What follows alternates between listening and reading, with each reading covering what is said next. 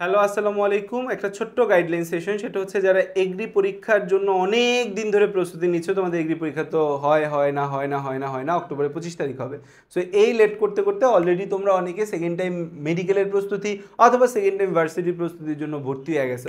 এখন কী করবো, বা এগ্রির প্রিপারেশন নিব না ভার্সিটির প্রিপারেশন নিব, এটা একটা কমন সলিউশন, বাট তোমরা সলিউশন খুঁজে পাচ্ছ না এবং হচ্ছে তোমরা কনফিউশনে ঘুরতেছো। সো আমি একটু সমাধান করে দেই।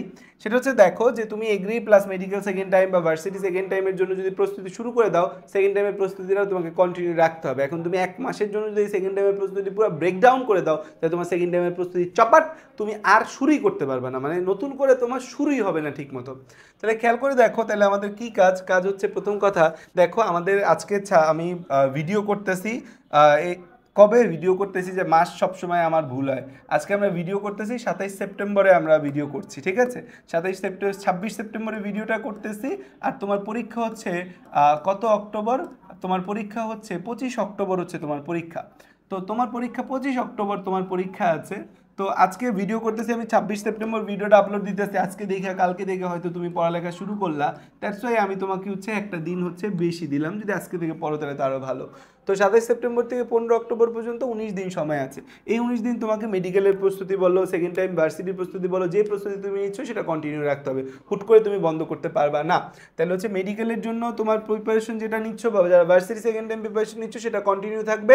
দিনে 6 ঘন্টা তোমার মেডিকেলের জন্য যে কোচিংটায় আছো তুমি, যে অনলাইন বা অফলাইন প্ল্যাটফর্মে আছো, বা তুমি হচ্ছে ভার্সিটির জন্য যে অনলাইন অফলাইন প্ল্যাটফর্ম আছো, সেখানের ক্লাস এবং এক্সাম তোমাকে দিতে হবে। এটার জন্য প্রতিদিন 6 ঘন্টা রাখতে হবে। নাহলে কী হবে, পুরো এক মাস পর তোমার ক্লাস মিস গেছে 20টা, এক্সাম মিস গেছে 25টা, ওইটা তুমি জিন্দিগিতে আর কভার করতে পারবা না, ঠিক আছে? সো দ্যাটস ওয়াই হচ্ছে যে তোমার মেডিকেল বা ভার্সিটি যে কোচিংয়ে আছো, ক্লাস এবং এক্সাম এর জন্য প্রতিদিন 6 ঘন্টা রাখতে হবে। বাকি 6 ঘন্টা তুমি এগ্রির জন্য প্রস্তুতি নিবা।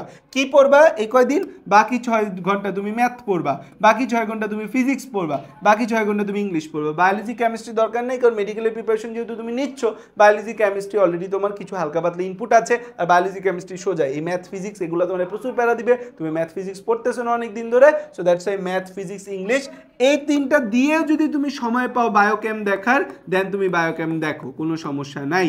কিন্তু লাস্ট 9 দিন, 25 তারিখ পরীক্ষা, 16 তারিখ থেকে আর কোনো ধরনের প্রস্তুতি নেওয়া যাবে না, হচ্ছে মেডিকেলের বা ভার্সিটির বন্ধ। আমরা কি করলাম, 12 ঘন্টা প্লাস করে আমি এগ্রির জন্য পড়বো। 16-17 সেপ্টেম্বর বায়োলজি আমি হচ্ছে 2টা বই সুন্দর করে রিভিশন দিয়ে দিলাম, সুন্দর করে হচ্ছে যা পড়ানো ছিল দাগানো ইনফরমেশনগুলো, গুরুত্বপূর্ণ ইনফরমেশনগুলো দেখে ফেললাম। 18-19 সেপ্টেম্বর কেমিস্ট্রি দেখে ফেললাম, 20-21 সেপ্টেম্বর ম্যাথ দেখে ফেললাম, 22-23 সেপ্টেম্বর ফিজিক্স দেখে ফেললাম, 24 সেপ্টেম্বর ইংলিশ দেখলাম। তাহলে এই 9 দিন আমি একটা রিভিশন করব। অলরেডি তোমার মাথায় কিন্তু সব আছে, এই যে পারি না ভাইয়া ভুলে গেছি এইসব আজগুবি কথাবার্তা বলবা না। 2-3 মাস ধরে তোমরা পড়ালেখা করছো এগ্রির জন্য, সব তোমার মাথায় আছে। জাস্ট বইটা খুলে তোমার বইগুলা পেজ যখন উল্টাবা, তোমার নোটের পেজগুলো যখন উল্টাবা, ক্লাস স্লাইডগুলো যখন দেখবা, তখন দেখবা তোমার সব মনে পড়ে যাচ্ছে। তাহলে দেখো আমি একটা গাইডলাইন সাজায় দিলাম, এই অনুযায়ী পড়ালেখা করো, বেশি কথাবার্তা বলবা না। যত কথাবার্তা বলবা, যত হাই উতাস করবা, তত দেখবা যে তোমার প্যারা বাড়বে। আর যত হাই উতাস কম করবা, তত দেখবা যে ঠিক থাকবা, ঠিক আছে? Thank you. আসসালামু আলাইকুম সকলকে।